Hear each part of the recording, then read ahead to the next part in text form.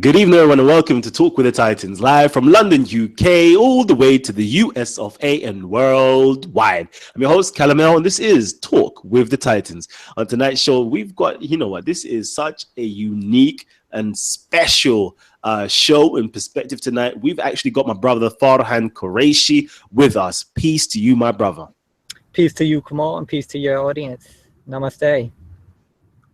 Namaste. Excellent. You know what? Most people, I don't know if they've heard of your name. If not, I don't know where they've been. All right. This is the brother Farhan Quereshi. He's debated all of the greats. Okay. He's debated the greats such as David Wood and Bill Quereshi, James White, Tony Costa, and a few brothers over here in the UK. Like, I can't remember the brother's name, and Lucy, that brother there, phenomenal brother as well. So, this brother's debated all the greats. If you haven't checked out his channel, okay, and you're here right now, okay, I'm going to name drop. So remember, I'm going to name drop right now. This is like the first couple minutes of the show. I'm name dropping. So you go back afterwards, go onto his channel, view his videos, and subscribe. So my brother, what is the name of your channel?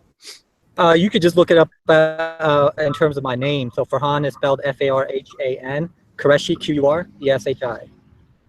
There you go. That's all you got to do. That's all you got to do. Got some phenomenal videos on there from other people as well. From other people giving their rundown, their perspective on. I'm not going to spoil. I'm not going to spoil it for you right now. I'm not going to spoil it. Yeah, you guys just go on there, view it. But we're going to go into something right now. I want to know. So, brother, I've name dropped a few of the great peoples that you've debated. Could you just give us a rundown of those individuals real quickly for us, and the types of subject matters that you actually debated with them? Sure thing. I'm going to give a brief explanation of my journey and then how I got into debating real quick. So basically, I was born and raised in America, United States, Pakistani descent. Pakistan obviously formed in 1947, originally was India. And so being born and raised in America, I was born into the Ahmadiyya Muslim community. And then at the age of 17, I converted to Sunni Islam. And when I converted to Sunni Islam, at that time, I was mostly focused on something called Khatam al-Nubuwah, which means the finality of prophethood or the seal of the prophets, that Muhammad is essentially the last prophet, and these are the arguments for it. Now, on that journey, there was an acquaintance of mine, Nabil Qureshi, who was also an Ahmadi, who had converted to Christianity. And so it was at that moment that Nabil Qureshi, who was a friend of David Wood, had actually gone to college with him, dormed with him, that they were interested in debating. This was at a time when David Wood and Nabil Qureshi did not have a single debate under their belt. By debate, I mean professionally or academically or publicly. And so Nabil Qureshi was like, why don't we have our first debate? And so the very first debate that Nabil had, as far as I know, on Christianity was with myself. And I had invited a friend of mine who was Muslim to debate David Wood. And that was when I met David Wood for the first time. I believe this was back in 2006. And that's how we met up. And then we were like, we're just going to keep going. Let's keep debating. They wanted to debate Islam, obviously, and get some converts. And so that's how the journey all started. And so from that point forward, David Wood and Nabil linked me up with some other Christians that they thought would be, good in terms of explaining Christianity to me. And so I engaged all of them in debates. Dr. James White, Tony Costa, you mentioned, Sam Shimon, and some others. So after I left Islam, that's when I debated Abdullah al-Andalusi in the UK, in London, and Sami Zaatari, and I met Paul Williams and stuff like that. I debated Sheikh Inamullah Mumtaz from Pakistan. So I've engaged a couple of different people. A lot of it was to challenge myself. The reason why I debate is to challenge what I believe, more so than to convince somebody else. But also, I think that the public benefits from seeing two people who are very assertive in their beliefs kind of battle it out to see from their own vantage point what they think. So that's kind of the history behind the debating. Excellent, excellent. So I got to ask you this question now. Like, I know you've been watching Titans TV, and we're talking about debaters right now. We're talking about debates. I want to know, what has been one of your favorite debates on Titans TV, and who is possibly one of your favorite debaters here on Titans TV? Absolutely. Yeah. First of all, let me just say this. Besides the NBA Finals, and I think yesterday I caught up on the Comey investigation in terms of news and stuff like besides the NBA Finals and a little bit of news, all I have watched over the last 2 weeks is Titans TV, and I must say that I'm thoroughly impressed with all, particularly yourself, Gabs, and Sarah. I've seen Gary. I loved Sarah's debate with Ali. I thought it was exceptional. I would have liked to see. I would like to see that the particular points that Sarah was bringing up to be carried further in debate. And I've seen Gabs have the same subject in terms of energy, pantheism, and that kind of thing being debated with Muslims. So those two were my favorite debates, definitely, with Titans. Excellent. I love that. I love that. Titans TV standing strong. I love this. Titans TV put on the Titans and they get the Titans to come over here. Even the Titans are watching the other Titans. And that's a beautiful thing to see right there. Okay, everybody who's tuned in right now, family members, please, it's going to be a phenomenal show. So I want you to just help me out, man. I want you to help me out. I want you to give me some likes, man. Throw up some thumbs. Let me know that you're enjoying the show so far. It's just going to be absolutely beautiful. I'm sure a lot of brothers out there and sisters out there, you're going to find this show a breath of fresh air. It's completely new. It's completely different. And we hope, we can get some more shows just like this. And since you're here right now, family members, please hit the share button as well as liking. Hit the share button so we can bring some more members onto the show, more people to come on the show. I know this is early, this is real early. 7 p.m. over here in the UK. My American family, I know it's 2 o'clock over where you are, so I know it's early. But let's persevere. Let's share the love, man. Share the love, because this is gonna be so great. I can't wait for this. I'm seeing the likes just flooding in. Thank you, family members. Thank you. All right, so let's get into this.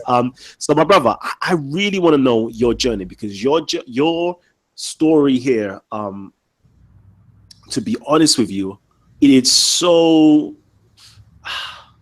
I don't know, it's so surreal. It's unbelievable. I've never had an encounter with somebody who has left Islam, and gone into Hinduism. I've never had an encounter with anybody as such. This is completely new. This is a brand new phenomena. And I really want to get your point of view, really want to get your story. I really want to, hear your journey. And I'm sure our audience members would love to hear this story and journey as well. Because I don't know, man, you just seem like an anomaly to me personally. You seem like an anomaly. So I want to know, actually, are there more individuals like yourself out there? Or are you the only?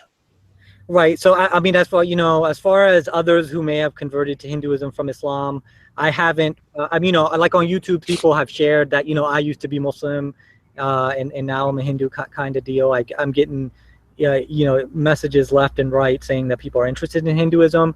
But as far as the depth and the knowledge and the pursuit of Hinduism, I haven't met or talked to anyone specifically. Wow. So this is a first then. So this is a first for myself, and this is a first for my audience. So I'm gonna greet you, and I'm gonna bow to you, in those famous Sanskrit words. Namaste. Namaste. And my brother, please tell us your journey. We want to hear the journey. Absolutely, man. I think that I want to start off on this. The biggest thing was I was born and raised in the United States of America, and I fell in love with diversity and plurality. That was the big thing. Different opinions, different beliefs, different cultures, different races, different perspectives. And as I fell in love with people who were not Muslim, who didn't care about religion or were spiritual but had different points of view, I knew that God loved each and every one of these individuals just the same. And basically, after studying psychology and stuff like that, I came to understand human behavior on a whole different level. So I thought about, why are my parents Muslim? Why am I Muslim psychologically? And so then I came to some answers, and eventually that led me to the belief that Islam's doctrine about hell is ridiculous, that people are going to be tortured endlessly in fire, where their skin is going to be burned off and replaced with new skin, where people will successfully escape boiling water and a rod is going to come stab them and drag them back into that boil. These kinds of things. Not only are there moral problems with the torture that is taken literally, but the reasons why people end up in hell. The reasons why people end up in hell is because of what Muslims call aqidah, meaning their theology. What they believe, especially after having heard the message of Islam, will impact whether they go to hell or not. And so if anyone outside of the fold of Islam understands its basic message, understands its message, and decides that, you know what, I don't believe that this is the truth. I don't believe that this is the ultimate reality behind our existence. That these individuals, for their kufr and their shirk, will be tortured in fire. And so here's the thing, you know, I try to battle out in my mind that, let's say Islam is true, right? And let's say that this doctrine is true, that everybody is going to be tortured in fire. Is it fair? And so that's when I brought in the psychology of it. Why do people believe what they believe? How are beliefs developed in the mind? How is the brain conditioned? And so on and so forth. And what I realized was myself, my parents, even somebody who receives the message of Islam, and they understand it cognitively, conceptually, intellectually, can they possibly be at fault if they genuinely do not perceive it to be the ultimate reality? And if that's the case, then why is anybody gonna go to hell? Why should anybody go to hell? Because from the perspective of Islam, then you really get into it, then nobody who rejects Islam truly understands it, because you see Adnan Rashid saying, oh, you never understood Islam. If somebody leaves, I get it all the time, you never really understood Islam, otherwise you wouldn't leave it. And so if I didn't understand Islam, am I bound to hell for apostating for it? I mean, these were some of the things that initially came into my view, and I said, this can't be true. It cannot be true. When you grow up playing basketball with people, when you go to school with people, when you work with people, and I worked in mental health, when you see people that are suffering and cutting themselves, I knew that this was not all created in vain, that God has a purpose for all of this, and Islam falls short in understanding the nature of reality. And that's what led me out of it. Wow, that's phenomenal.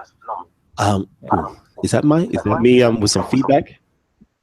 Oh man, okay, something's gone wrong here, but it doesn't matter. It doesn't matter because we're learning right about now. We're learning. So, at what point did you now, let me try and speak like a Muslim. At what point did you falter from your belief, from your iman? So when I was Muslim, this was a gradual thing. It wasn't like spontaneous or like one thing, bang, I'm questioning Islam. This was over time. I would say, because I was born and raised in the Ahmadiyya community, I had to come to terms with the fact that my parents and my family members who I love, let alone all the people that I grew up with that weren't Muslim, that these people are kuffar, that my family are kuffar, and that hellfire is for the kuffar. And so then I had to, that was when the doubt started creeping in, right?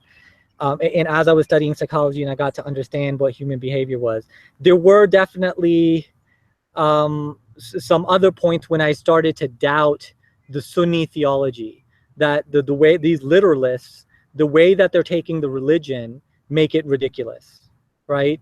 Not just in terms of hell, but even in terms of God's relationship with creation and stuff like that. There was aspects of mysticism where I felt like I was deeply connected with everything that existed, whereas Islam was teaching that God is separate from you and separate from creation. And so these were the primary. Universalism, the belief that everybody who is on their path, genuinely seeking God, is loved by God, and that they will meet their maker, and be able to go to heaven as long as they're genuinely inclined towards the divine. And so universalism was one of the big things. When I started to contemplate these issues, I started to look within the fold of Islam. Are there any schools of thought? Are there any interpretations that can coincide with what I believe? There were some, but there were no shayukh, there were no ulama, and there were no existing denominations that actually kept these philosophies and these perspectives alive. Number one is what we call wahdat al-wujud in Arabic. The word wahdat al-wujud was used by Sufis. Ibn Arabi and Jalaluddin Rumi believed it. Basically, the belief that all is one, that everything together is God, and there's nothing other than God, right? If you go to Content for Everything, Gabs's page, he actually has a Muslim on I forgot what the name of the video is, but a Muslim debating another Muslim on Wahdatul Wujud, and he says that I believe that God is everything. And that's beautiful that some Muslims are waking up, because the consciousness is expanding. There's people all over the world that are waking up to reality. But the reality situation within the fold of Islam, within the Ummah, is that nobody has taken this understanding of Wahdatul Wujud and believes it as a collective body. It's basically thought of as heresy, and no Muslim there's no Muslim community that would actually say that this is haqq. Rather, most Muslims say this is batil, this is kufr, blatantly. And so when I said if Islam is void of this, and I believe in universalism, the reality that this universal truth, this perennial truth, has emerged in all cultures, Africa, India, China, everywhere, right? The Greeks, and so on and so forth. This perennial philosophy has arisen in minds all across the world. Then at that point, I started saying that, you know what, if Islam is not going to admit the nature of reality, that all is one, that all is connected, and that only God exists, then I can look outside of it. And that's when I started to gravitate towards my ancestry in Hinduism.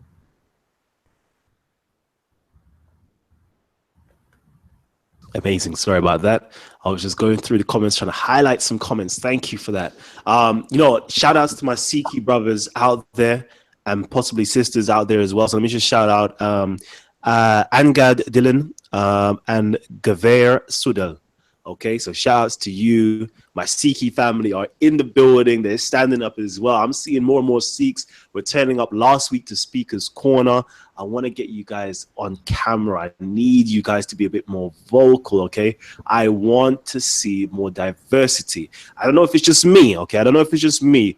And I'm sure my audience members definitely want to see diversity. Let me know in the comment section down below if you love and appreciate plurality and diversity and you want to see more of that on here and on Speaker's Corner as well. Okay, I love that. So thank you, my brother. Let me just quickly see what everybody's saying. Yep, shout outs. Okay, love and shout outs to the South Asian community. They're coming in. So that's Golden Age philosophers shouting out my South Asian community. I love that. You see what I'm saying? I love this. So my brother, so you know, out of all the different faiths and religions and philosophies out there, what actually drew you towards Hinduism? There was a number of things. The first two major aspects was, number one, universalism. Hinduism is not exclusive, saying that you're going to go to hell if you don't believe or accept these, you know, these doctrines and so on and so forth. That Muslims are okay, that Kemits are okay, that Christians are okay following the path that they're on. That was number one thing. Number two was the belief that everything is interconnected, everything is interdependent, everything is one with God. There's nothing other than God that exists, and that there's that God is the ultimate reality, and that everything else is not only contingent but is an integral part of the divine reality. First two things. Number three, it had the methodology for alleviating suffering and healing, and bringing forward healing in people: yoga, meditation, nutrition, spirituality, tackling the body, tackling the soul. Islam and Christianity, they don't do that. They're purely dogmatic.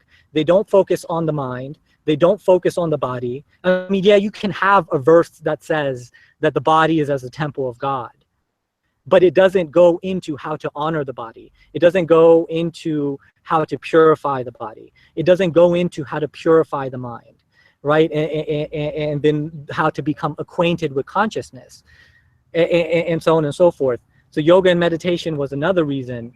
what led me to Hinduism. The fourth thing was that I started studying symbology, and this is something that you and I have in common, that you are much more acquainted with some of the symbology, more so with Kemet and Egypt than I am.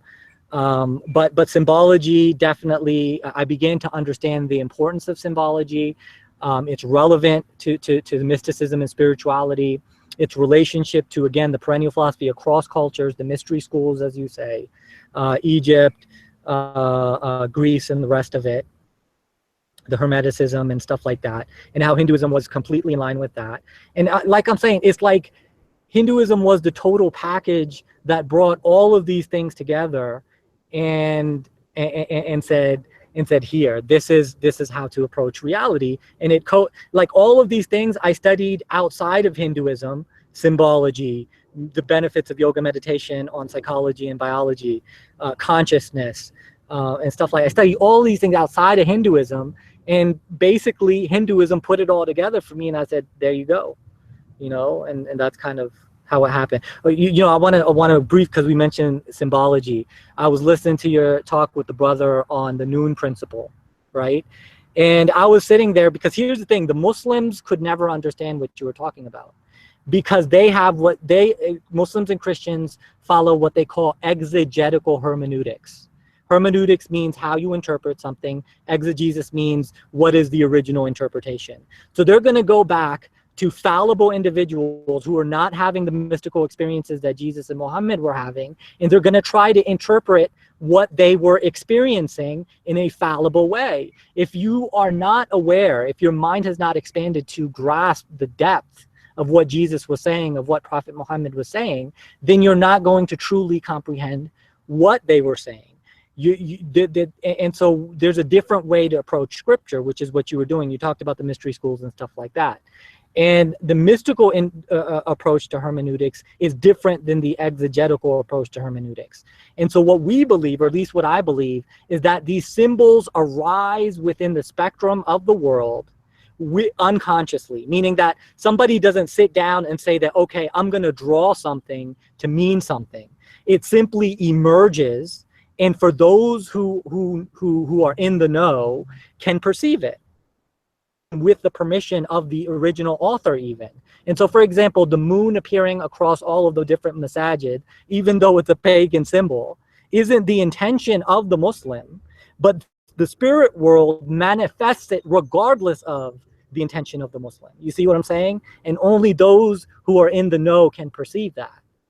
And Muslims do not understand that. And until they begin to understand it, they're going to be oblivious, trying to say, oh, what did the Sahaba say? What did the Salaf say? These were fallible individuals who almost had no idea or no relationship with the spirit world.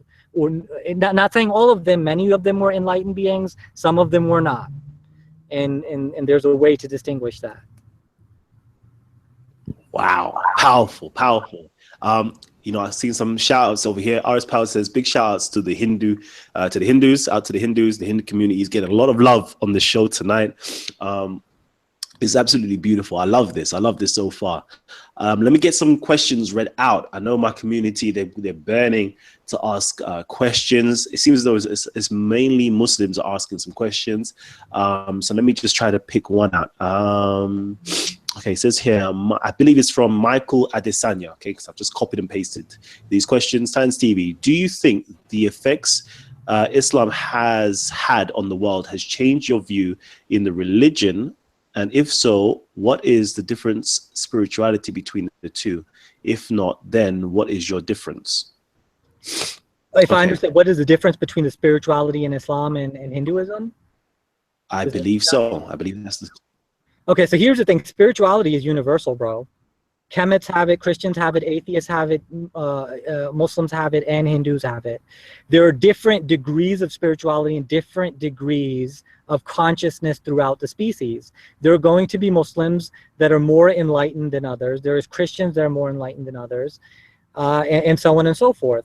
And so spirituality is relative to the individual, and has nothing specifically to do with theology. Although, let me say this, certain versions of Islam, certain versions of Christianity, and Hinduism, Buddhism, Kemet, the way that these religions and these theologies can assist the individuals in their spirituality varies. So if you're on the Salafi path, you're kind of doomed to literalism. Salafism is not going to help you spiritually expand. It might help you become disciplined, but it won't help your consciousness expand. It won't help you to relate to the divine and to the world in general in an appropriate way. All right, I'm just getting all the questions down. I'm seeing your questions. Don't worry, Pence. I've got you. SC Dawa, my brother, I've got you as no SC Dawa, I'm not saying official speakers corner channel. Dawa, I've got you. Don't worry about that. Who else? 333 something worldwide. I've got you as well. Already, I've got you. Don't worry. Your questions will be asked in due time. I've got you. Trust me.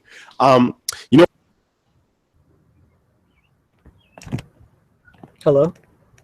Yo, Kemet. Yo, come on. I can't hear you, man. Okay. Can you hear me now? Yeah. You can hear me now. Excellent. All right. Let's see. This mic thing is just messing up. All right. Sorry about the sound. The sound is going to sound a bit crazy, so my apologies. The mic issue is going crazy. I was on your channel and I was, reviewing certain things. And there was I don't know, what would we call him? A guru? Guru. A guru. Excellent. He was on there and he was talking about his journey to Egypt, to ancient Egypt, to Kemet. And he was synchronizing in some form, in some shape, the Hindu perspective with the ancient Egyptian perspective. Could you give us, some extra information on that? Can you just elucidate that particular video and the commonalities? Yeah, definitely. So we're talking about Dr. Pillai, who has both his doctorate in secular education as well as extensive background in the Hindu and Vedic system as well. And so yeah, basically it's like I said, the universality between the ancient indigenous cultures is phenomenal. This is what we call the perennial philosophy, that the universal wisdom has risen in the minds of people across the cultures, and then later suppressed by Christians and Muslims. I'll be honest with you. Later suppressed by Christians and Muslims, but was original to all of the indigenous cultures.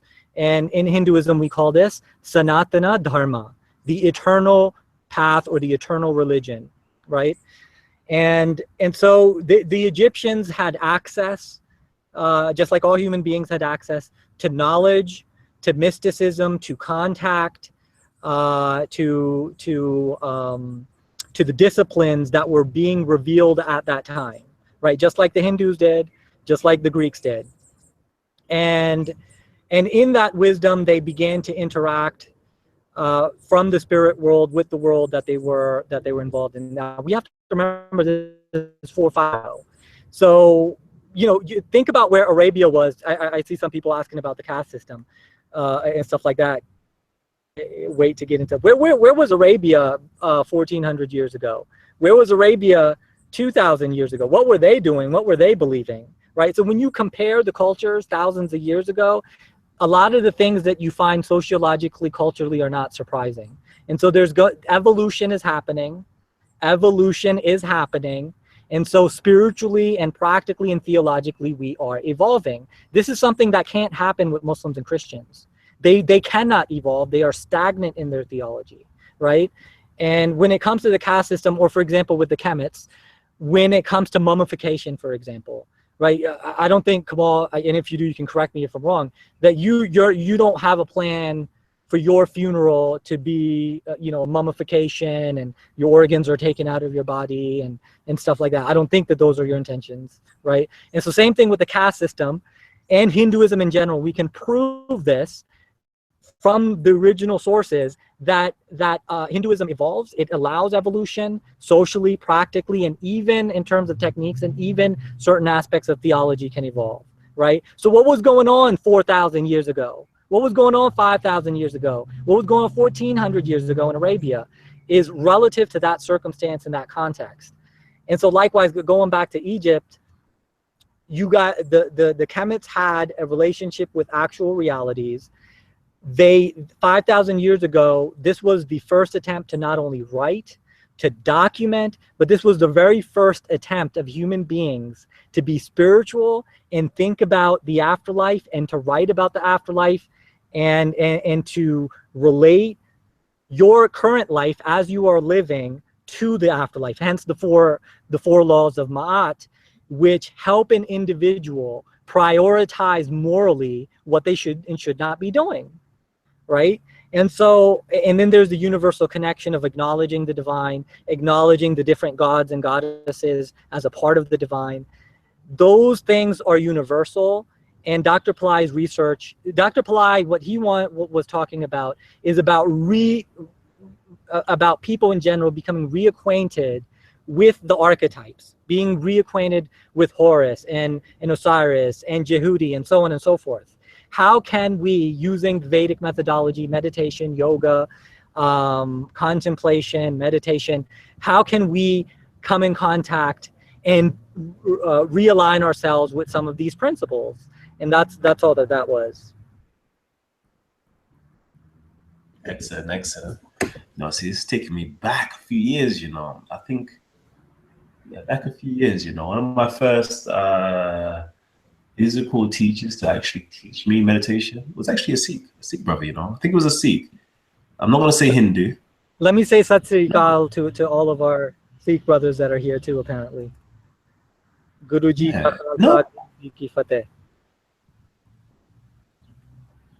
Yeah, actually, it might be Hindu brother. I can't remember if it was a Hindu brother or a Sikh brother, but that was the first time, you know, I actually had a physical teacher actually helping me with meditation. And how old was I? 16, 17? That's interesting. That's interesting. I know I had a few books on it and I was meditating. So anyway, let's bring me back. Let me not even go back into old school life. Okay, Kenneth White says, Science TV, ask our Hindu friend here about the wheel of reincarnation, specifically how one moves up and or down it. For example, what makes a good ant good and a bad ant bad? In terms of reincarnation.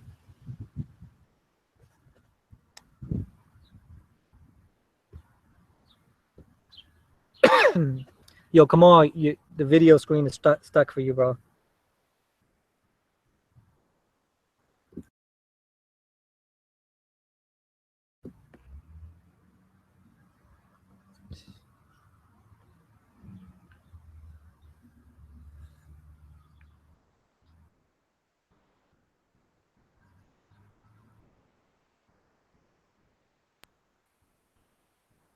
Come on, I don't know if you can hear me, but your video stuck. I don't think that if I'm looking at my signal, I look like I'm good.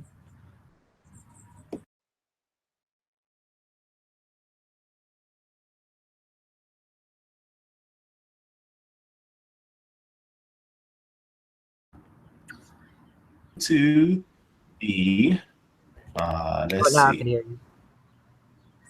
Okay, we're back. We're back. Yes, sir. Okay. So the last thing I heard was something about reincarnation. All right. So was that me or you? Were you cough as well? I was cough. Was that? Could you hear what I was saying? Or No, I could not hear what you were saying. okay. Okay. I think we're back. Yes. So we're back with reincarnation. I don't know what just happened then. I think YouTube is trying to spy on us. So let's go in. So I need to hear the question about reincarnation again, though. Hello? Yeah, come on. It's in and out. You hear the question about reincarnation. Something about. Okay. I'm going to try to find it again because it just literally logged me out. So I'm going to, all the questions I did post up is gone. So let me go and ask from here. This is Kenneth White, Science TV. Ask our Hindu friend here about the wheel of reincarnation, specifically how one moves up and or down it. For example, what makes a good ant good and a bad ant bad? So there's two aspects to reincarnation. Number one is the karma, and number two are your attachments to the world that you are in. So karma has to do not so much with good deeds and bad deeds, but it has to do with the actions that you've committed and the consequences that arise out of the actions that you've committed. So if the actions that you have committed have a positive impact on your psychology and biology, it's embedded within your spiritual body as well as within your physical body. Literally, everything that you go through as information gets embedded in your biology, into your genes, and you pass that on even to your kids. And it also gets embedded within your spirit body. And so whatever the consequences of your actions are, whatever attachments that you've had, unresolved issues, your inability to become acquainted with and aware of the divine and the ultimate reality as it relates to your karma and attachments is going to impact your evolution, both practically in this world as well as in future lives. So the more you become inclined towards the divine, the more you become less attached, the more you're able to produce good karma as a result of that spiritual awakening, the more evolved you will be in your next lifetime, and possibly even you will be liberated and go into the heavens. You become attached, the more you become addicted, the more you have habits and patterns of behavior that are detrimental, the more you get trapped. And the more you're able to unresolve those issues, that information gets embedded into your soul and into your biology, and practically in the world you experience suffering, and in the worlds to come you experience suffering. Wow. Yeah, a lot of that, I've read a lot of different African philosophies, and it sounds very much so similar. Very, right. very similar. The Kush believe in reincarnation, right? Yes, yes. Yeah. And obviously the transmigration of the soul in ancient Egypt as well. Wow, so this is interesting. But somebody here definitely wants to know about the caste system. Can you ask about the caste system, and how can Hinduism exist in a place where a caste system is practiced? Right. So here's the thing: in terms of Vedic literature, there's nothing specific about what we call the caste system. What is mentioned is a Sanskrit word called varna. And varna is simply your natural qualities. What divinity is trying to, and this goes into the philosophy of the problem of evil too. Why is there evil? Why is there suffering? And that kind of thing. And I think that this is one of the most important things that Muslims and Christians, because they do not have a proper understanding of the nature of evil, the purpose behind it, the wisdom behind it, why evil and suffering exists in the world that God has created. Until and unless you can understand evil, and the wisdom there, they're going to have some problems. But coming back, problems in terms of understanding reality, it's all black and white for them, right? Good and evil, but not in the case of Hinduism, not in the case of the mystery schools, not in the case of the perennial philosophy. But coming back to the caste system, what Hinduism is ultimately teaching is that there is a natural reality in the world that God has created. There's people who have different degrees of intelligence, different talents, different types of intelligence. Some people are better hands-on, some people are better politicians, some people are better chefs, some people are better at different things, different degrees of talents, right? And so basically the body of God, this is how the Vedic literature describes it, the body of God. Okay, we're talking about God here, all right? And so you have the four varnas that represent the body of God. And the four not castes, the four aspects of the divine nature are basically the Brahmins, the Kshatriya, the Vaishya, and the Shudra. And basically it's saying that in the world there's different socioeconomic statuses, there's different degrees of intelligence and stuff and whatnot. And so there's going to be people whose talents and qualities and ways in the world are going to lead them to jobs that are interconnected with the others. You have to have people doing these other jobs because that's the system that God has created. It's not that we don't want to alleviate them and help them grow and try to eliminate some of these jobs that human beings don't want to do anymore. It's just the reality that God has created, that people have different jobs, different types of intelligence. There's the priestly types, there's the merchants and business folks, which is the Vaishya. There's the warrior type, so any police officers you see in the world, any people who have a drive to become soldiers and go into the military, these are your Kshatriyas. Who are the Brahmins in the world? These are the priestly types, your philosophers, your sages, your mystics. You know, so Kamal, you're a Brahmin type. Sara is a Brahmin type, you know what I mean, and stuff like that. And then you have the business folks who are interested in the corporate world. They're interested in making money and so on and so forth. Those are your Vaishyas. And then you have the Shudras, who are the poor people in poverty, homeless folks, peasants, labor workers, and stuff like that. And this is the nature of what God has created. That's all that the Varna system is, and that's all that is supposed to be. Thank you. I think that's cleared a lot of things up for our audience. I hope. Someone says, yeah, you're too dark to be a Brahmin. That's funny. That's funny. Okay, that's a question then, I guess. Is there a colorism to it as well? Is there a colorism to it? According to the scriptures, no, right? And I go back to the part of putting things in context. What was going on in Arabia 4,000 years ago? What was going on in China 4,000 years ago? Human beings, and we could look at racism and discrimination biologically, even between animals, bees and cows and cats and other animals. We can look at racism and prejudice biologically. We can look at it sociologically. We can look at it psychologically and practically. Human beings have unfortunately discriminated and still discriminate to this day. So has that occurred in India? Absolutely. And it wasn't so much, it wasn't so much color and race as much as it was, because everybody was Indian, to brown to different degrees, right? So they had prejudice back then that was more so labeled on genetic inheritance. If you were born in the Shudra family or a Kshatriya family, you were expected to be in that field of work, right? And this was, again, 3,000, 4,000 years ago. India, that kind of caste system, not the Varna that the scriptures are talking about, but that kind of caste system, India outlawed like 10 years before America outlawed segregation in the United States of America. And not only that, the Buddha fought against that kind of caste system. Guru Nanak fought against that caste system. Mahavir fought against that type of caste system. Swami Vivekananda fought against that. Every guru that means anything to classical Hinduism, Swami Vivekananda, Sri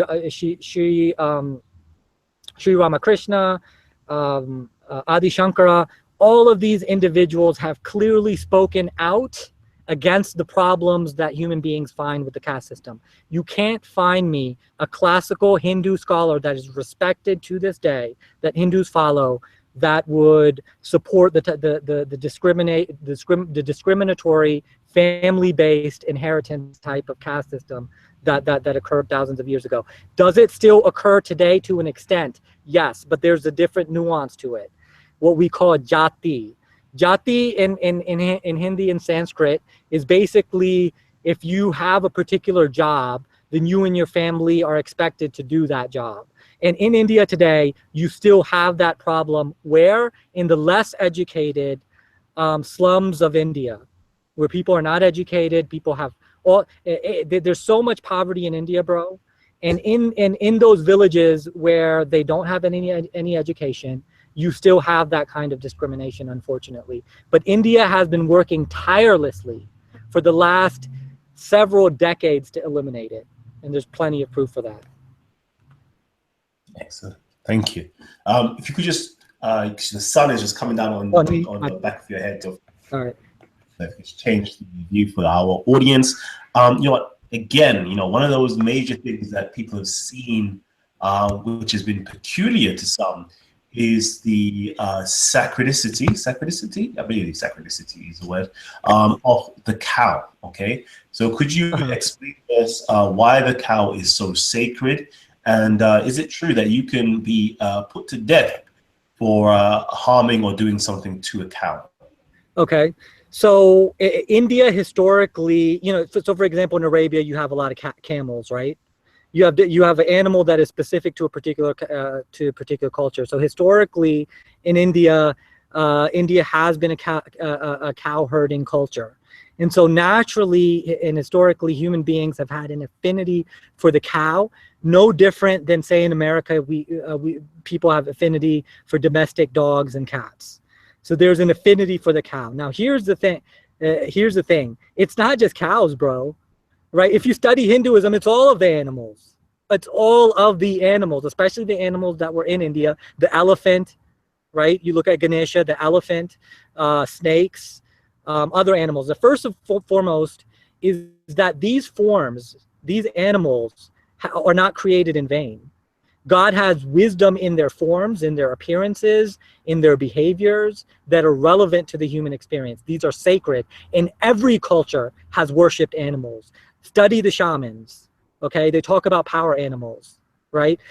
Study Egyptology. You have animal symbology throughout the Egyptian themes. So yes, in India, we believe that everything is God, right? Everything is God.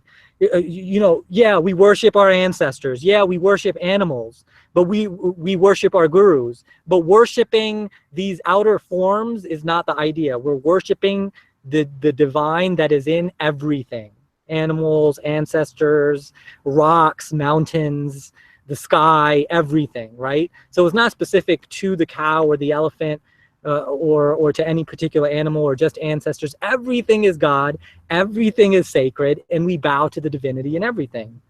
And that's all that is. That's beautiful. So if you can give us, like, Hinduism 101, definitely on the theological side of things, because we have the three major deities, which is, Brahma, Krishna, and Vishnu. And I'm pretty sure, as far as my studies, they represent the three different like constructive, preservatorial, and destructive nature of the cosmos and things of that nature. Could you give us a further breakdown of that? And if you can, afterwards, I'm going to actually ask about symbology afterwards, actually. Sure. So could you give us the breakdown of those deities? Those three devas. Sure. So these are the way that we explain it is God, God. G-O-D, God. G is the generator, O is the operator, and D is the dissolver, okay? So these are three forces in reality that can be observed in anyone's personal experience. This isn't about theology, it's more about mysticism and first-person experience, right? So in your own experience, you can experience God, the generator, the operator, and the dissolver, in your moment-to-moment experience. And this is what the Guru Parampara or tradition observed about reality, is that reality is cyclical. The nature of reality is cyclical. And the Egyptians observed it as well with the sun and the rising of the sun, and so on and so forth. And in Hinduism, we also worship the sun, Surya Namaskara, right? We bow to the sun. And so with the generator, operator, and dissolver, these are three forces in reality that are constant. So with days, months, years, life, death, the water cycle, the existence of the universe, anything and everything that exists is generated, is created, it is preserved, it is experienced for a period of time, and it is dissolved. And Lord Shiva, when he dissolves something, when he destroys it, he doesn't just destroy it. He destroys it for the purpose of transformation, for the purpose of evolution, so that what is created afterwards is more profound, is more evolved than what preceded it. And so that's the basic principle of Brahma, Vishnu, and Shiva. Thank you. Wow. All right. I'm feeding that information. And like I said, a lot of people just got questions. Listen, you know what I'm going to do for you, family members out there. This is what I'm going to do, okay? You don't know the drill already. Just inbox me via Facebook, okay? Inbox me via Facebook if you want the link, okay, to be on the panel, because we're reaching, I'm sure we're reaching, let me just check. Yeah, we're reaching the hour mark, okay? So technically, you don't have the opportunity very soon, okay, to come on in, okay, come on in and ask your questions, okay? And again, please remember, when you come in, be respectful towards our Titan, okay? You may not agree with what our Titan has to say, but please, please, please be respectful towards our Titans. Thank you. Again, come on, man. I'm seeing there's over 105 people tuned in right now, and you lot are not hitting the like button. Come on, family members, please, man, show us some love. Show Titans TV some love, okay? Right now, hit the like button. Show us some love for the diversity. Show us some love for the uniqueness of this particular show. Show us the love. I want to see the love, man. Hit the like button. Let us know that you're enjoying the show. You know, my brother is representing for the Hindu community right now. Like, look at this, look at this, look at this, look at this right now, okay? We've had a Christian, okay, come on last week. Was it last week? A Christian came on last week, okay? After listening to the call, okay? I made a video call. I'm calling you guys out, okay? We had a Christian come on. He done a great show. I think it's called it's Christianity, the White Man's Religion. That was a beautiful show. If you haven't checked it out, go on Titans TV, go through the Talk with the Titans section and check that show out. We've also had now my brother representing for the Hindu community, stepping up, okay, and representing for their community. So now I'm asking you family members out there, okay, you guys watch this show, you know, watch Speaker's Corner, okay, and as of yet, I haven't had any Muslims on the show. I haven't had any Muslims on the show. I want to have some Muslims on the show. I want to have some Jews on the show. I want to have some atheists on the show. And I want to have some Hermeneutics on the show. So come on, family members. Let me know if you are a Titan viewing the shows that you want to be on the show. And I will get you on, okay? Thank you. Yeah, I'm actually seeing the likes. The likes have just, you know, multiplied, doubled. It's gone up from 20-something to 42. I still want more likes, man. Family, like, I show these haters, show the haters out there that you appreciate these types of shows. Please, let us know. All right, my brother. Okay, you know, a lot of people now, yeah, find it very difficult, especially from the monotheistic religions, when they see, you know, these statues. I was going to say statues. Sorry, it's idols. They see them as idols or statues, and they see the elephants. They see the hands. They see, you know, the black Kala. Is it Kala? Kala, the black deities. They see all of these different things, and they get a bit standoffish. You know, that is, you know, a shirk. I don't know, a shirk most probably. Yeah. So I want to know, like, what is the symbology behind these animalistic, you know, deities? Sure. I want to know the symbology, and I also want to know, why do you guys utilize statuettes or statues? Okay. That's a very, very, very important question. Now, here's the thing: not all Hindu schools of thought use the symbology in the idols, right? For example, the Arya Samaj do not use symbology or murtis, right? And likewise, the Sikh tradition does not. I consider the Sikh tradition to be a Hindu tradition. There might be some Sikhs that disagree with me, and that's fine. But that's just my personal belief. So for example, Sikhs and the Arya Samaj do not. I always says that religions that do not use symbology and murtis are at a disadvantage. That's my personal opinion, and people can disagree with me. Why are Muslims so scared of these types of things? Number one is because they have been psychologically conditioned to fear them. Okay, if you were brought up as a Muslim or a Christian, you heard the stories of Abraham, right? You hear the stories that they tell you about idols and Jahiliyyah and all this kind of stuff. So it is embedded in their brain and in their mind that this is something bad. And I can compare, and how I know this is psychological is another example. So for example, when I left Islam, one thing that I could not do was I could not eat pork, right? For no other reason that psychologically I had conditioned myself to feel nauseated by the meat, by the animal, and so on and so forth. So even to this day, 5-6 years later after I leave Islam, I would not even, you know, I'm Hindu, so I am typically a vegetarian. So but even when I wasn't proclaiming Hinduism, I could not eat pork, right? Why? Because it's psychological. There's something that being brought up this way, I could not. And so likewise, Muslims and Christians have been psychologically conditioned to think anything outside of their religion is evil, it's shirk, They do not try to understand it. And here's the thing about these debates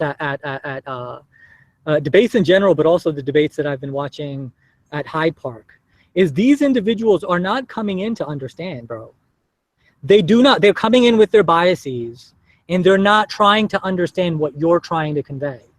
They're more interested in processing what you're saying and provide a counter argument based on their presuppositions. So you can't get anywhere with most of these folks. And so there's a psychological way to get at them. This is the same thing. This is why I really want to get into that Sarah Ali debate. But hang on one second. Let me finish on the idols, right? So number one, that they're psychologically, they have a psychological aversion towards these idols. Inherently and philosophically and logically, you cannot formulate an argument that says that these things are evil or bad. You cannot. This is all from the book says it. I've been conditioned that way, and that's why it's bad, right? First thing. Number two, we know psychologically and through scientific tests that symbols have an immense impact on our brains, potent impact on our brains. And so, for example, if you're driving down, subconscious impact even, if you're driving down and you see a crucifix, or if you see Amun Ra, or if you see any symbol that is spiritually meaningful, it's going to impact your mind. It's going to impact you subconsciously and unconsciously, right? And so these symbols have energetic qualities to them, and they have psychological qualities to them, in the sense that you are focusing on the symbology, on the message, and on the spirit of what is present before you. You're not worshiping the clay.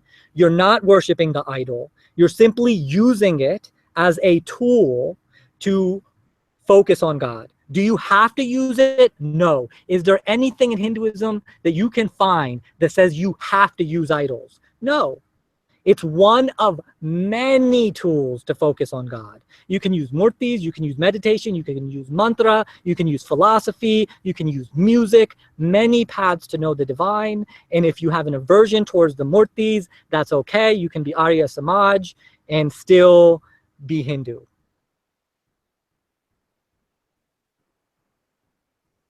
Beautiful, beautiful.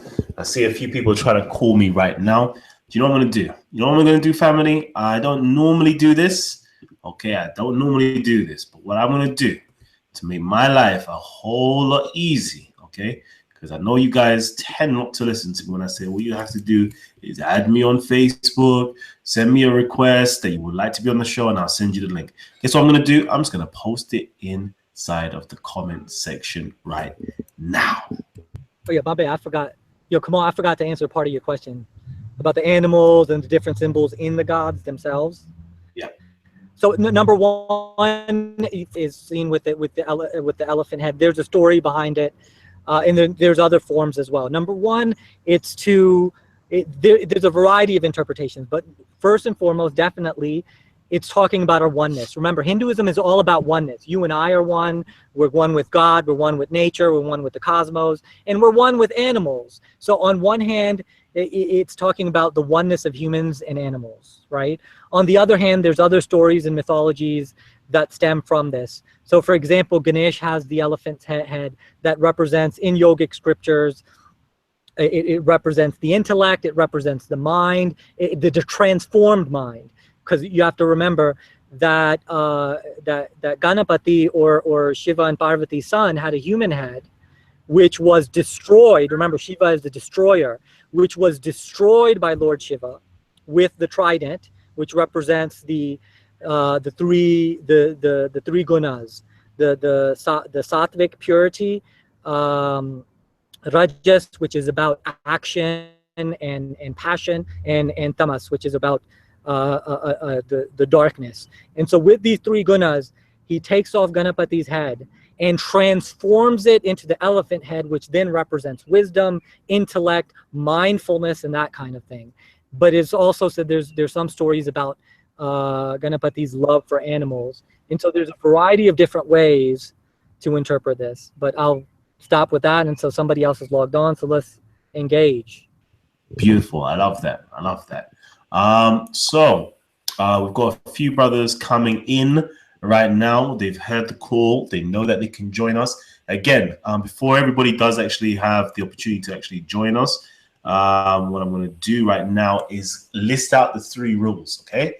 Rule number 1 is to keep your mics muted at all times. Rule number 2 is to respect our Titan cipher, okay? When they're speaking, please do not interrupt them. This show is dedicated to them first and foremost. And third of all, is to please, okay, no profanity, no ad hominems, nothing like that. This is a family-friendly show where we literally play these shows, you know, in front of our family, our sons, our daughters, our aunties, our uncles, our grandmas, you know, everywhere, cousins, yeah, everybody feels welcome to come on to this show, okay, and play it in front of the family and have a family learning and discussion experience, which is absolutely beautiful, wonderful, where we don't really get to have this type of thing elsewhere on other channels, because there's usually, you know, a whole lot of shouting, a whole lot of swearing, a whole lot of everything. But hopefully, you know, let's get it in. So my brother Abdul, I'm gonna get you on first, because I am being very presumptive and saying that you have a Muslim name. So let's see what you have to say, my brother. Peace, my brother Kalam. What's good, man? Peace, King. Peace. I'm well. How you doing? Hey, everything is good. You know, I'm just checking out the show, and I've checked the title out. You know what I mean? But it seems that the brother never was a Muslim ever in his life. Probably since the time he was born. You know, he been programmed and trained to go in another direction. You know what I mean? But it is what it is. But let me ask the brother. Hey, yo, are you into the Vedas? The what? The Vedas? The Vedas. Yes, I believe the Vedas is sacred. Right. Don't you know that your scripture says God is one, not two, not three? Absolutely, God is one with no second. Right. So you just contradicted yourself. You said everything is God. That's a fallacy. Right, everything would be one. Everything is together one. So we cannot quantify divinity. And this is a point that I made to Dr. Shabir Ali. You can when I engage with Dr. Shabir Ali, you cannot quantify divinity. You cannot say God is a numeric 1. You cannot say God is a numeric 3 or any other numeric value. What we say is that God, what we mean by God is one is that everything that exists together makes up the one true God. Yeah, but I mean, it's a contradiction within itself. It's just like the Trinity. Three is one. It's the same thing. You say everything is one. Right. That's illogical. It's not illogical. Here, think about it this way, brother. Remember, divinity is, first of all, there's no numeric value that touches it. Divine is infinite number of universes, infinite number of incarnations, right? And all of infinity make up the one true God. There's nothing other than God that exists. Muslims in the Sufi tradition have called this what? Wahdat al-wajud, the unity of existence. And they understood that the one true God, look up Mansur al-Halaj, look up Ibn Arabi, Jalaluddin Rumi said, think of us not as droplets in the ocean, but the mighty ocean in the drop. This is what Jalaluddin Rumi said. Think about us as the mighty ocean in the drop. Other than God that exists, everything together makes up a unity. So the multiplicity is a unity. That multiplicity is that one God. That multiplicity is that oneness. Yeah, but I mean, listen to your words, brother. The multiplicity. You're talking about more than one. Then you turn around and say that's the one. I mean, it's just pure contradiction. The whole doctrine. Peace, family. One second, my brother. Real quickly, my brother Abdul. Unfortunately, we can't have a back and forth. I know we would love to have a back and forth. Okay. We can't do this on this particular show right here.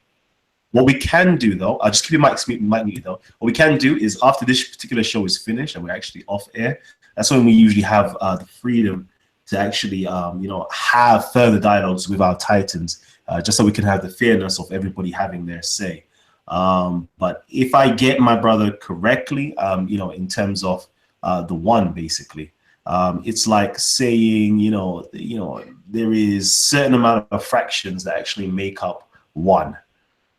So for example, let's just say we have a complete one is in 100% makes up the one. So you have 1%, 2%, 3%, 4%, etc., etc., etc. that makes up the complete one, or the complete 100%.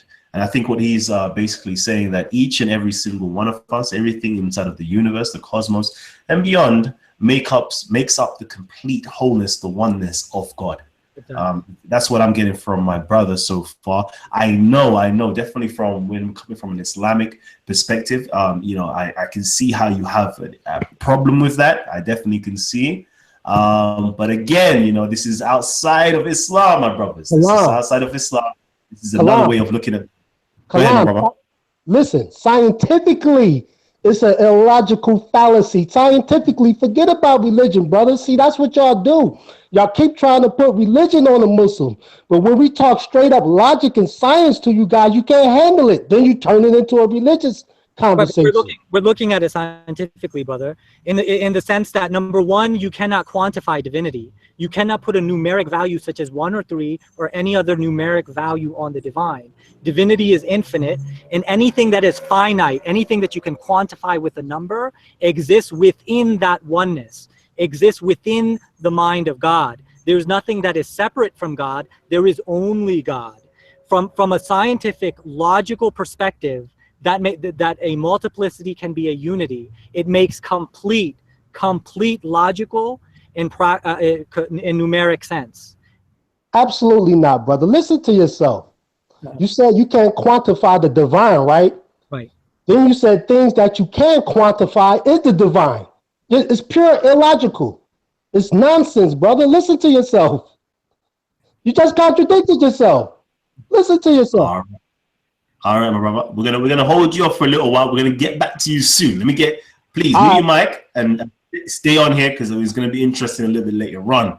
I wanted to bring on, I believe this is my Sikhi brother, brother Angad, if you're there. Yes, bro. What are you saying, Kalam? Well. How you doing, King? I'm good, brother. I'm good. Farhan, listen. You've muted your mic. You've muted your mic, King. Just unmute your mic, because you was about to go in and your mic is muted. Brother, I'm sorry, man. I'm new to this stuff, so it's a bit tricky here. But Farhan, you were saying back one of the videos back in the park, I think Gabe is in that video, and there's a chap talking about the unity of God and the concept of wahajat al-wajud. That's actually me. That's me. Okay. And what I want you to expand on this concept, because I find a lot of Muslims, they don't themselves actually understand this concept. And I remember in the park, I asked the dude, brother Muhammad, to explain it to me, Muhammad Hijab. And the first thing he said is, it's kafir. If you claim anything like that, you're out of the fold of Islam, you're kafir. Right. But to me, the whole essence of Islam is stressing oneness. There is nothing but Allah. Right. So brother, I'm taking it that you're Muslim, because Kamal said that you were Sikh. No, I'm not Muslim, brother. I'm Sikh. Okay. Got it. But you are. Well, I'm from a Sikh family, so. Oh, but you converted to Islam. No, I'm not Muslim at all. That video is incorrect. I don't know. I'm not a regular in the park. So. Okay. I thought it was a Muslim the whole time, bro. I was like, what Muslim debating? I'm not. I come to the park. Maybe I've been twice in my life, so I don't really like. Okay. He assumed I was a Muslim. Right. Okay, gotcha. So you want to understand Wahdat al-Wujud from the perspective of Islam? Yes, please. Okay, sure. All right, so first and foremost, Wahdat al-Wujud, and here's the thing about, what I want to say first is, I want to mention that the perennial philosophy, if you study the perennial philosophy, what it says is that this particular universal truth, that there's nothing other than God, is something that's perennial. All cultures have believed this. The only two that have not are mainstream Christianity and mainstream Islam. Those are the only two religions that deny this reality. Every other religion that's every religion that I've looked at, most of the religions, I'm talking about Hinduism, Buddhism, Kemet, New Age spirituality, other indigenous cultures, animism, shamanism, Native American cultures, the yin and the yang, the Taoism, the Chinese folks, all of the world's religions believe that everything is one with God.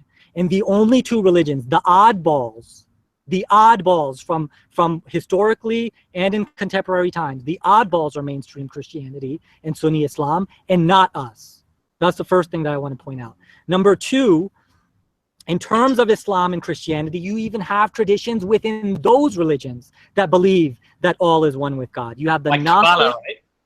Yeah, you have the Gnostics in the Nag Hammadi scriptures. You have the Unity Church. There's other churches within Christianity that believe this. Within the fold of Islam, you have Sufis, Mansur al-Halaj, Ibn Arabi, Jalaluddin Rumi, others who have Shams al-Tabrizi. Right, exactly. Shams Rumi's guru, Shams Tabrizi, and so on and so forth. They have this. Why do they have this? What I would personally say is it is why, and why does a perennial philosophy exist in general, is because this is a mystical experience, erroneous of scriptures and theologies that you are being indoctrinated with, that you are being taught. Once an individual experiences subjectively for themselves Advaita or non-duality, and that becomes a reality to them, then what they read and what they see in the world will be interpreted according to that perception. And so from my perspective, Rumi and Halaj and all of these, they have that universal perennial experience for themselves, and it wasn't about deriving it from scripture and ahadith and tafsir and so on and so. It wasn't about that for them, bro. It was about the raw experience of that.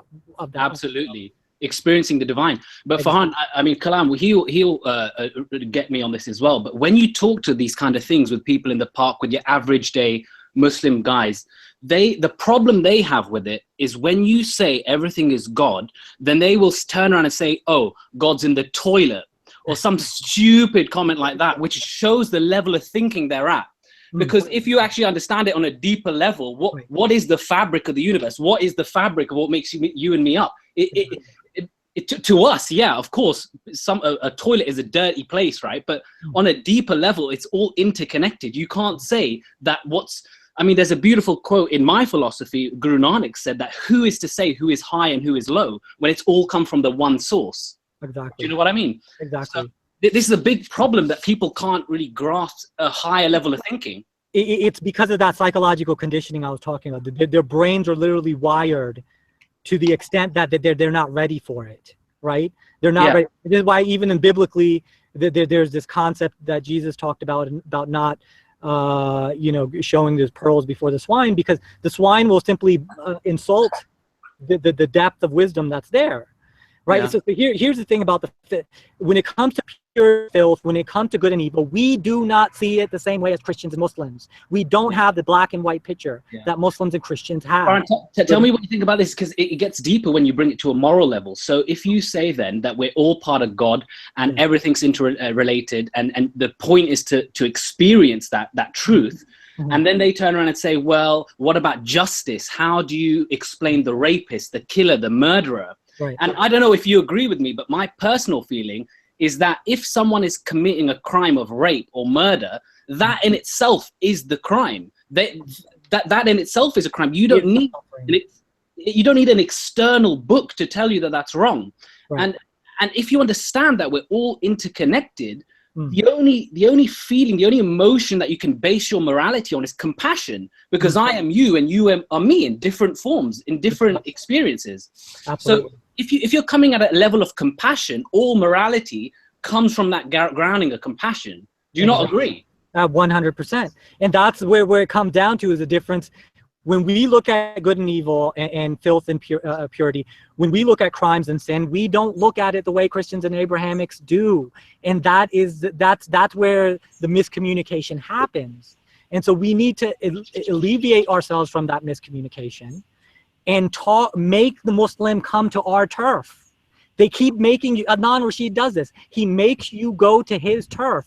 The funniest thing is, if you actually read their book, it tells you, it says Allah breathed his own breath into you. He says he's closer to you than your jugular vein. How do you interpret that? I mean, what is closer to you than your jugular vein? There is nothing closer than that. That's your main blood supply, bro. What did Muhammad Hijab say when you told him that? Oh, I wasn't speaking to him. I was speaking to some other. Right, I saw that conversation. I mean, they just say no, God, it has to be separate. But then it's like they're it's like it's kind of this Wahhabi way of thinking. Because in my opinion, the reason that's been so successful over the centuries is because that's how you entrap people. That's how you get people to do something when you. It's not just Wahhabism, bro. It's Sunni Islam in general. Sarah will call it separation psychology. And when you separate you and God, and you claim to have God on your side, you can then manipulate people. If you have God on your side, you can then set up hierarchy in society, can't you? Because we're not all equal. We're not all from that same divine source. But it's not just Wahhabism. 1 second, family. 1 second. I know you guys are going in right about now. I love this, okay? But I've just got to make sure that everybody on the panel is... Go and open it up, brother. I'm muting off. So what I'm going to quickly do, I'm going to make sure everybody gets their voice. Edo, man, I see you. I want to wait for you for the last because you come with some wisdom. Stefano and Kumba. Stefano, if you wanted to speak, please unmute your mic. Peace, peace. How's everybody doing? Oh, well, we're welcome. How are you? I'm good.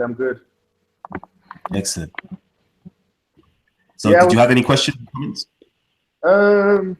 Not really. I was just watching. What's the name? Farhan. Yes, sir. Yeah.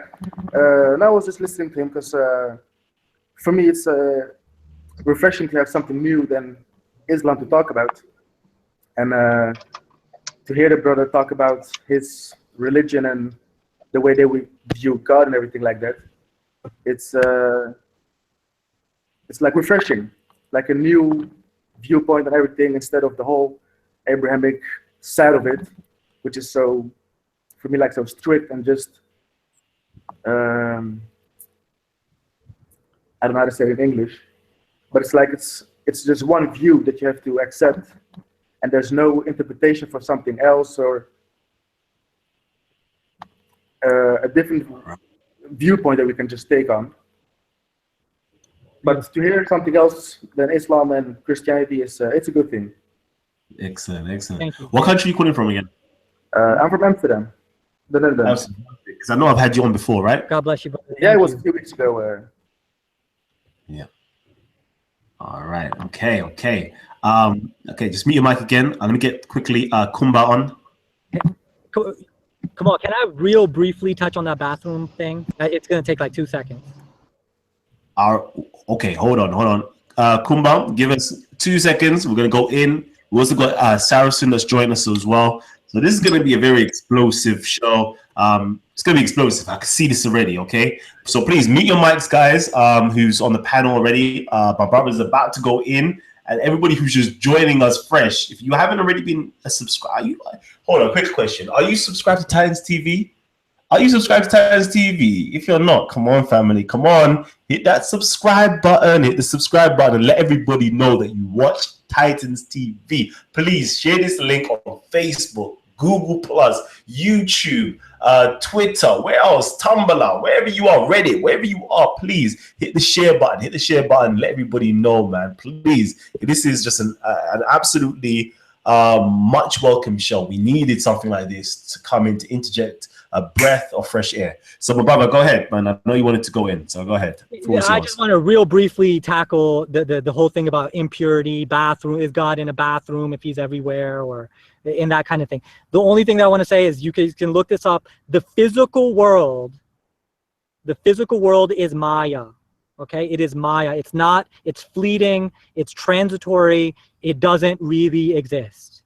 Okay, and so that eliminates the idea of anything being really filthy, or it's only filthy within the context of Maya, the surface, physical reality that isn't the ultimate reality. The only thing that exists is the ultimate reality, God, and God is beyond the physical forms that are manifested in any given universe. Farhan, just, there was a brother before trying to say that you're not talking science. You're absolutely right about the concept of Maya, but bringing it to a scientific level as well. What these guys don't understand, I think there's a video somewhere floating around where the guy from Basic Kasiki, he says that it's a scientific thing that we are all stardust. The elements that make up the periodic table, they're all formed from the supernova of stars. Do you know what I mean? So every atom that makes you or I up, it has originated from a supernova. That includes atoms and molecules in feces. It's the same. In the same elements, carbon. The same. Right. The same elements. Sorry to interrupt, bro. Sorry. I mean, it's very scientific. First and foremost, it does not violate the laws of logic or science to say that divinity is not quantifiable, and to give a numeric value to God as 1, 3, or 100,000 is irrational. If anything is irrational, it's to say that there's only one God as a numeric value. To say that the multiplicity is a unity and that it stems from that unity, that everything stems from that one, is more rational and more scientific and more logical than what the Muslims and Christians are claiming. And my brother Sarah has a good one. He calls it separation psychology, and that's exactly what's going on. It's separation. Great. Wow, this is amazing. This is amazing. It seems as though indigenous philosophy is actually on the rise. Wow, this is incredible. It's so beautiful to see. Well, look at this. We've got a Hindu, we've got Sikhs, and we've got Kemetes all agreeing, all being in one accord. Let me see if my brother Edoman has anything to say about this. He might even be throwing a spanner in the woodwork. So let's see. Edoman, are you there? All right. If not, Kumba, I apologize. I should have got to you first. Kumba, go ahead. Open up your mic. Oh, it's all good, brother. Peace, man. I was just really proud of the brother for using his own mind for his own good and coming to solid conclusions. And sticking to his guns too. When I know, a lot of times in the areas that we're in, we're outnumbered. Once you step outside the confines of the major 3 Abrahamic religions. But I just want to say, touching on what my brother was talking about the oneness of God, and the other brother who brought up the periodic table, just for the concept, if you qualified God as hydrogen, are all the other elements, not just other expressions of hydrogen? You know what I'm saying? So maybe they can understand it from that standpoint. Right. But I completely agree with my brother. But brother, where did hydrogen come from then?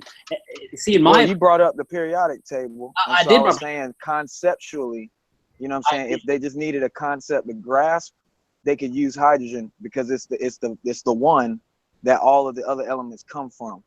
But I wouldn't break it down to materialism because the physical reality comes from that place of just pure infinite potential. That's why I said the ones for me, that that's are what ignorant, God is. It's pure. Yeah, that's why the ones that are ignorant, that need materialization. That's why I'm saying, for those that need a concept to grasp, you can't grasp the hidden principle. But you should grasp the truth, man. That's what I think. Exactly, that's the hidden principle, and that's between them and their maker. You feel me? So what I'm just talking about is for the low level, are the lower self-thinking, materialistic individuals. If they needed a concept, a material concept, to then translate later in meditation to a hidden principle, there's a good start. Beautiful. Jeez, going in, the lesser mysteries and the higher mysteries, the lesser degrees and the higher degrees. Wow. There's a great quote I've heard. It says, each person understands God according to his own intelligence. Each person understands it according to their own intelligence. So, I mean, that's how it is, man. But all right, let me just say that I'm going to bring that Sarah Ali debate. This is the point that I've been trying to drive. And, we're all sitting here, Kemet, Sikhs, Hindus, in agreement, right? So absolutely, we all are still at Hyde Park. I mean, I've seen Gabs and Sarah do this. They do it excellently, right? But here's what happens when a Muslim brings their argument forward and tries to argue again. Here's the thing. Ali called it pantheism. I wouldn't call it pantheism. I call it, if there's a word that describes it better, it would be called panentheism, and that means the divine everything and more and transcendent, right? Immanent and transcendent. Absolutely right. But he's correct about energy. Like Sarah did great. Now here's what the problem that I have is that when Ali was trying to argue with Sarah, I'm thinking the whole time that not only is Sarah making sense, But what you're arguing against, first of all, you're arguing against science, and he's admitting that energy and consciousness is interrelated according to many physicists, that there's that school of thought. But then what he's offering as an alternative perspective about the ultimate reality is the belief that God has only chosen the Arab people to send a prophet to. The last prophet will be sent to the Arab people. Forget about Africa and your prophets. Forget about India and your prophets. Forget about Confucius and China and your prophets. You have to convert and worship our prophet. And that's it.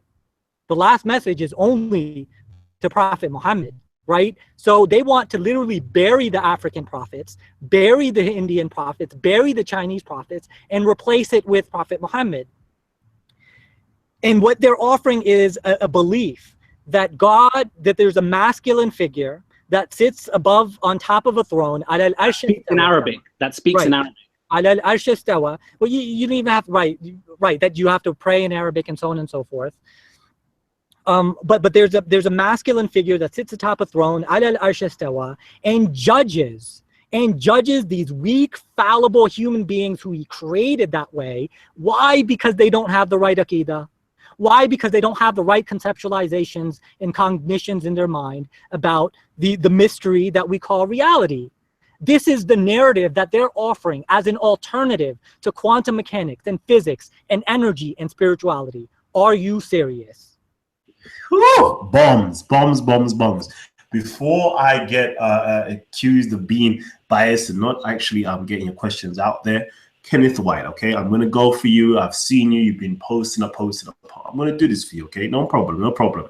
It says here, have him, okay, Titans TV, have him touch on that rock doing something to merit it to reincarnate as a blade of grass, and a blade of grass meriting reincarnation as a tree, etc.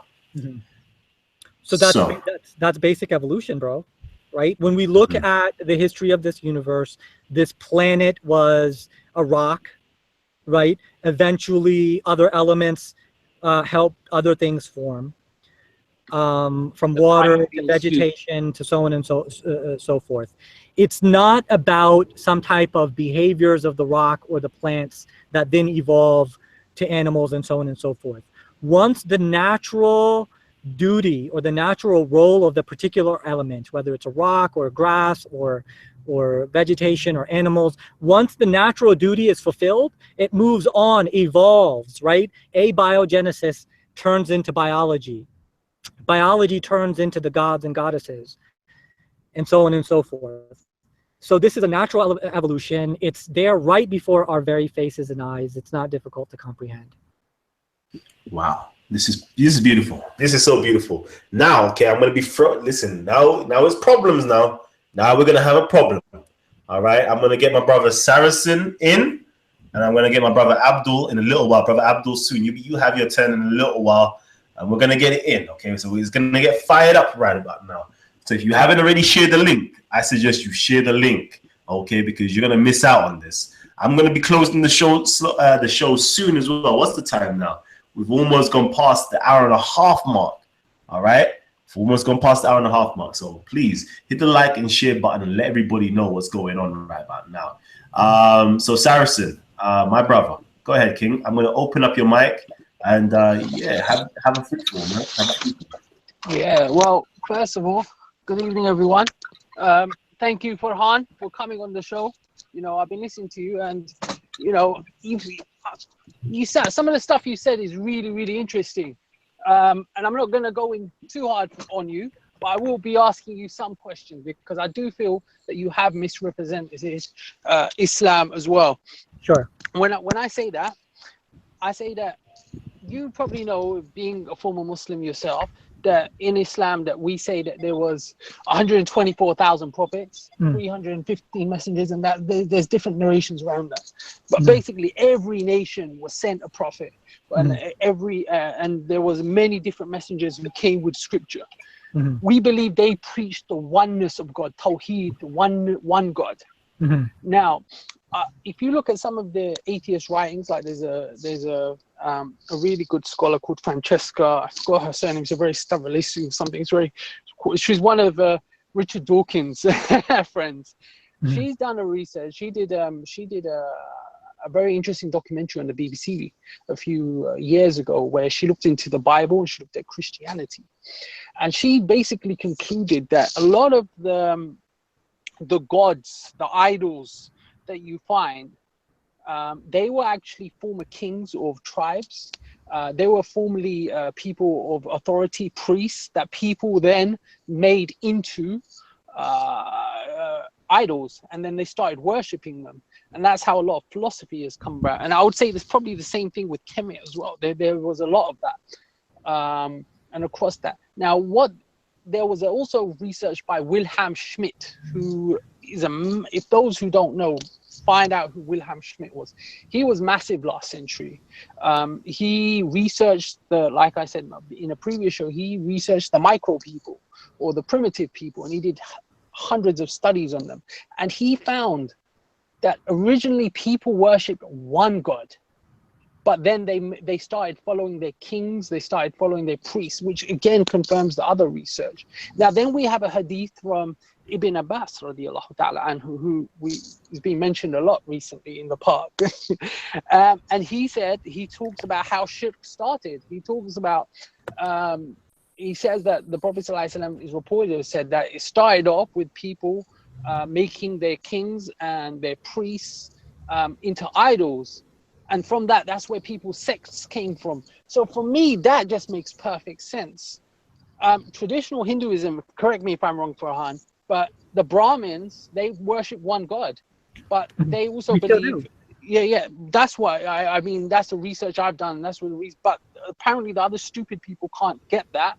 So they have to make little idols for them, and there's so many thousands and thousands of idols. I mean, I'm sorry, a lot of it is folklore. And if you look at how Hinduism started, it was basically individual tribes, and they conquered each other, and then they became some sort of, it was more of a culture than anything. But I mean, I'd like to get your thoughts on that, and if we want to talk about Wajud afterwards, I'm happy to discuss that, because we have a rich tradition of that, but I'm happy to discuss that for now. Sure. I'll start off with 124,000. There is a hadith that says 124,000 prophets. In terms of authenticity, I think there's some discrepancy on that. Beyond the statement that there's 124,000 prophets, there's a verse in the Quran that says that to every nation we have sent a messenger. And there's another verse that says that that Allah has created you in tribes so that you may know one another. Not convert one another, folks. Not convert one another, know one another. Even though there's other verses that get Muslims to want to convert everybody else. My problem is not, and here's the thing, anything beyond those statements is ta'wil, right? It's ta'wil. Ta'wil means conjecture. You can't say anything beyond what the hadith says. So you don't know who those prophets were, where they were, what their message was. This is simply a generic statement. My problem, however, in my statement that I made earlier was that the message of God was given to one individual in Arabia, and all of a sudden the Arabs say, "Oh my gosh, someone amongst us is having mystical experiences and talking about God. We have to convert everybody now." Right? And so now what's happening is that the Ummah goes and tries to convert the world, and in converting them, they get them to bury their philosophers and sages and prophets, and get them to forget about those sages and prophets. China, forget about Confucius. Africa, forget about Kemet. India, forget about Adi Shankara and Siddhartha Gautam Buddha. You have to follow Prophet Muhammad. You have to dress like Arabs. You have to act like Arabs. You have to follow and worship in Arabic. And you fulfill the Arab archetype that is Prophet Muhammad. Now I don't have, I think that Muslims have within their tradition an ability to be spiritual and an ability to progress. But what has happened is that Ahl Sunnah wal Jama'ah, the Sunni theology, has hijacked Sufism, has hijacked Tasawwuf, has hijacked the religion and turned it into a dogmatic, fundamentalist, Arab supremacist, theology worshiping, worshiping, Arab worshiping, Kaaba worshiping religion. And that is not what Islam should be. And Muslims need to stand up and say, this is not the true Islam, and we need to evolve and embrace and align ourselves with the perennial philosophy. We have to align ourselves with the Kemits and the Hindus and the Buddhists and the Chinese that say all is one, universalism, that anybody from any religion can follow a path that will lead them to God, and so on and so forth. Until Muslims and Christians do that, their religion will be obsolete and will be in danger of dissolving within 2 generations.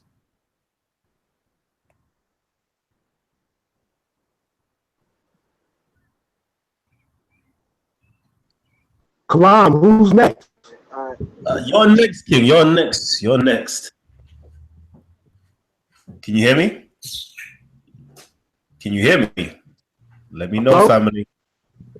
Yeah, I said you're next, but can you hear me? Yeah, I can hear you, Kalam. Who's next? If that's Abdul speaking, you're next, Abdul. Okay. Thank you, brother. There's a lot of things being said. There's a lot of false allegations against Islam being said. Let me address this real quick. I'm gonna go back again to the concept of God. When you hear, we got to simplify this, Kalam. When you hear these brothers talking about molecules, atoms, protons, neutrons, electrons, energy, the quantum vacuum, all of this stuff is nothing but spookology and tricknology 101. You just got to simplify it. This is the basis of what these people are trying to tell us, which is absolutely foolishness and ridiculous and unscientific. They're trying to tell us that what's quantifiable is, this is what they're telling us. What is quantifiable is God. I mean, it's a contradiction in the statement alone. How can you say what's quantifiable? You understand what I'm saying? What has limits, what had a beginning is God, the infinite. It's pure nonsense. For that. It's just illogical. Forget about religion. Just the premise alone is foolishness. It doesn't make sense. But it's incorrect. Brother, I think you represented inaccurate. We're saying that we cannot quantify divinity, right? And what Muslims are trying to do is quantify divinity with the numeric 1, right? And if the moment you say that God cannot be quantified, what you're saying is that there's no number value that we can apply to God, right? Once you say that there's no number value that you can apply to God and that God is infinite, anything that is finite is contingent upon that infinite. In order for the infinite to truly be infinite, anything that is finite must be a part of that infinite stream, right? And so what we're saying is that, okay, if God is without number, you can't say one God has a numeric value. When you say one God, what you're saying is a unity of everything and anything that exists. That's illogical. That's illogical. Because listen, the argument of the toilet bowl comes into question. It's a logical argument. You're saying the toilet bowl is God. You're saying that dog feces is God. You're saying rats and roaches is God. Brother, listen, hold up, brother. You're saying rats, roaches, worms, maggots, insects, birds, all of that is everything. God. All part. P-A-R-T. Listen to yourself. How silly is that? You're telling me a roach is God. The things that are mundane. The things that is a rat God? What's that?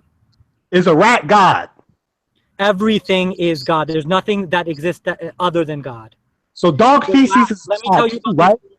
These forms such as worms and rats and rocks and so on and so forth, right? Dog feces too. Mundane qualities of what seems to be mundane qualities of these simple forms are actually profound. Everything exists for a reason. God does not create anything in vain. Do you think God created worms and rocks in vain? Do you think God created any creature, ants, a cow? Do you think God creates anything in vain? Let me ask you that. Or is everything created for a reason and purpose? Brother, listen, I didn't say that the creator created things in vain. Okay. I'm saying that dog feces is not God.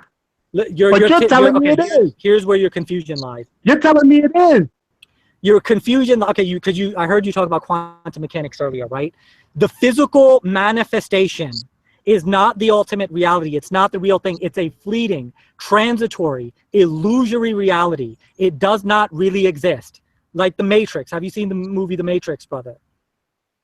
Sure. Okay, so you remember when Neo was talking to Morpheus, and he says, "What is real?" Do you remember that scene? Sure. Okay, so the physical manifestation, the rocks in the bathroom and the filth, is not the real thing, brother.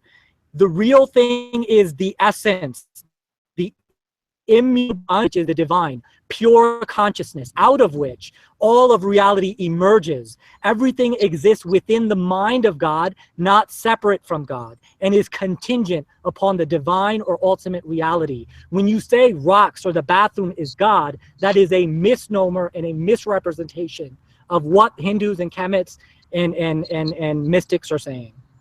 But that's exactly what you're saying. You can't get away from it, brother. If you're telling me everything is God, everything is everything. You can't get away from it. You can't spook it up. You can't trick me. You can't make it sound good, brother. That's what you're telling me. I don't care what you say.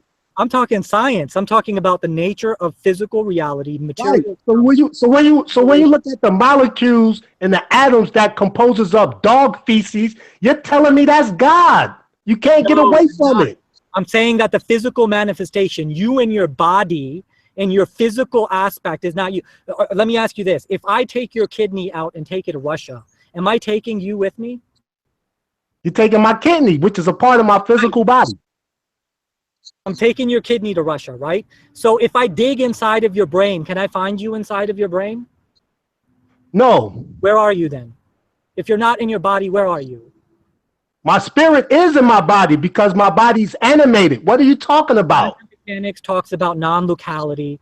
There's no such thing as location. Here's the thing. You are not your body. You are identifying with the lower self, and that you're making the same confusion about the rock and the turd. The physical reality is Maya. It's illusory. It's transitory. It doesn't always exist. It will die. Lord Shiva will dissolve it. Just like civilizations are dissolved, religions are dissolved, everything in the physical transitory world is dissolved back into the quantum vacuum, back into the ultimate reality that is God, and out of it emerges something new. This is science. It's logical. I'm not sure where I'm losing you, but you are not your body, my friend. And your body will not be resurrected. You are not going to be resurrected with the same belly and the same nose and the same chin. This is biology. Who said that? You are not your body. Nobody said that. You are the divine. Let me ask you a question. Can I ask you a question, brother? Yes, sir. What is animating the flesh right now? Consciousness, divinity. Consciousness and divinity. It's interchangeable. Divinity is consciousness. So how come you don't know everything? You possess consciousness, right? Yes. So why aren't you infinite? You're going to die, and the world's going to eat your body up, bro. Right. So my body is not God. My body is not me. Right? This body is transitory, illusory. You said everything is God. What's that? Is everything God? Right. Or certain things is God, and certain things is not God? You're looking at it on a macro scale. Your body in that turd, when you break it down, it's not what it seems to be, right? Brother, go listen to Brother Sarah's debate with Ali. Listen. He'll tell you, energy can neither be created nor destroyed, but only changes form. Consciousness and matter, the Purusha and the Prakriti, according to Hindu terminology, co-arises and then eventually becomes the macrocosmic world that is not the ultimate reality. It's not the real thing. It's Maya. It's illusory. You are not your body. Your body is an illusion. You are God. Brother. Hey, listen, to all the people that's listening and watching this video and going to watch it in the future, this is a prime example of what we call spookology.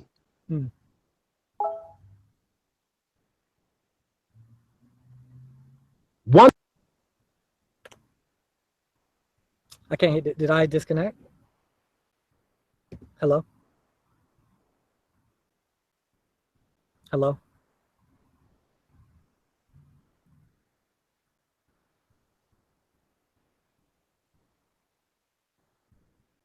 Yeah, I hear nobody anymore. Hello, testing 1 2. Testing. I can hear you. Okay. Yeah, I can hear it's Titans. His mic's gone again. No, but you know, I have all respect for to all the Muslims that are listening. First and foremost, Ramadan Mubarak. I should have said that in the beginning. Ramadan Mubarak. Assalamu alaikum. You know, I hope nothing but blessings for you guys. I believe that many of you are genuine, but when it comes to the nature of reality, and when it comes to universalism, I have to stand up for it because you guys believe that the rest of us are going to get fried because we have the wrong theology. It's irrational. It's irrational. We got to stand up for the truth, man. How was our theology rational that the creator is? All right. Sorry, I've got to mute everybody's mics here again. Can you not hear me though? Can you not hear me? Because I'm seeing from the comments that you're saying that my mic isn't working. I can hear you. Is it working? I can hear you, Kalam. Okay, excellent. Excellent. So you know what? We've actually reached the end of the show, unfortunately. I know a lot of you guys are tuned in now. There's like over 130 people tuned in. Let me see. Has the likes gone up? No, I ain't seen the likes gone up. We're on like 59 likes right now. Please, 60 likes right now. Come on, man. I want to see that go up exponentially. I was going to keep the show on a little bit longer, but just because I'm not seeing enough. I'm not seeing that you are truly actually appreciating this. I'm going to close the show a little bit early. I'm going to close the show a bit early, man, because you ain't showing enough love. That's what I'm going to say. That's my excuse. So thank you so much for actually being on the show so far. Everybody who's participated, it's been absolutely phenomenal. Again, okay, you're here right now. You're locked in. Please do not leave, okay? Do not leave. My panel members, please do not leave because you're going to have the opportunity to actually have dialogue with each other once we go off air. We're going back to the traditional programming of Talk with the Titans, where we literally did interview right at the beginning.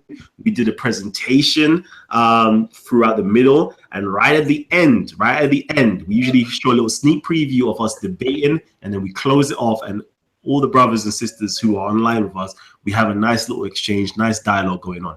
But unfortunately, because you guys on YouTube land, you won't be able to see this. I'm sorry. You need to start linking me up on Facebook and asking for that link. So what I'm going to do now, I'm going to ask my brother, I see my brother Jot has obviously joined us as well. Peace to my brothers who are coming in from all different diverse ethnicities coming onto the channel. I love that.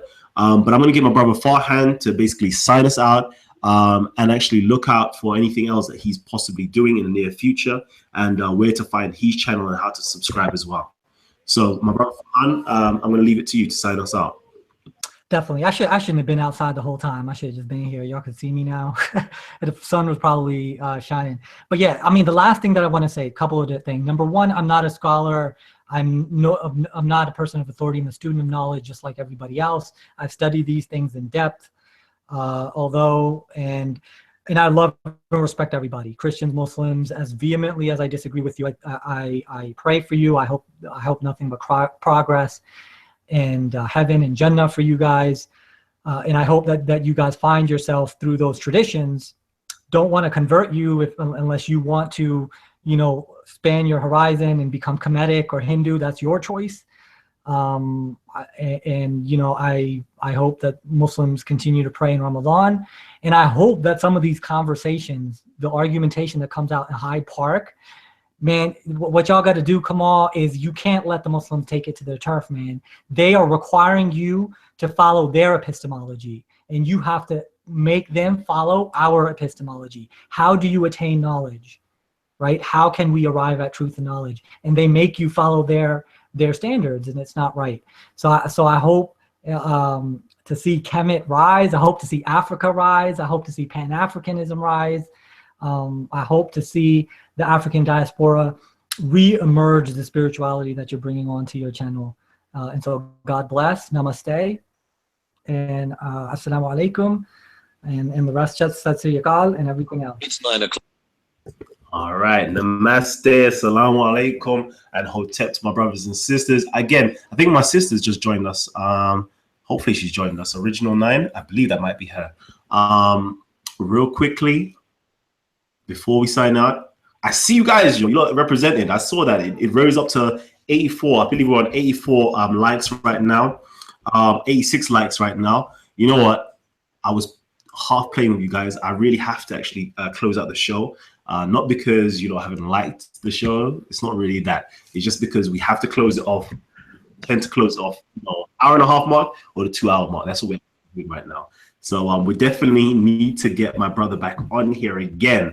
I want to see if we can do this. I want to see if we can get confirmation live on air that he will be back on the show to break down some more information. Hopefully, I see a few people saying, you know, he needs to pair up with Sarah so we can, you know, investigate more into the similarities between Kemet and Hinduism and indigenous thought, full stop, the perennial philosophy. Mm-hmm. Absolutely. I mean, not only would I come on again, but you got a regular fan of me, bro. I'm going to watch all your videos. I'm gonna appear on the chat whenever I can. So you definitely have a regular subscriber in me, bro. Excellent. I love that. I absolutely love that. So thank you again, once again, for everybody who's tuned in. I've been Kalam L. This has been Talk with the Titans, and we've had my brother on, Farhan Quereshi, and has been breaking down Hinduism and his own journey from Islam into Hinduism as well. So it's been absolutely fantastic. It's been wonderful. We're signing off right now. Peace and love to you all.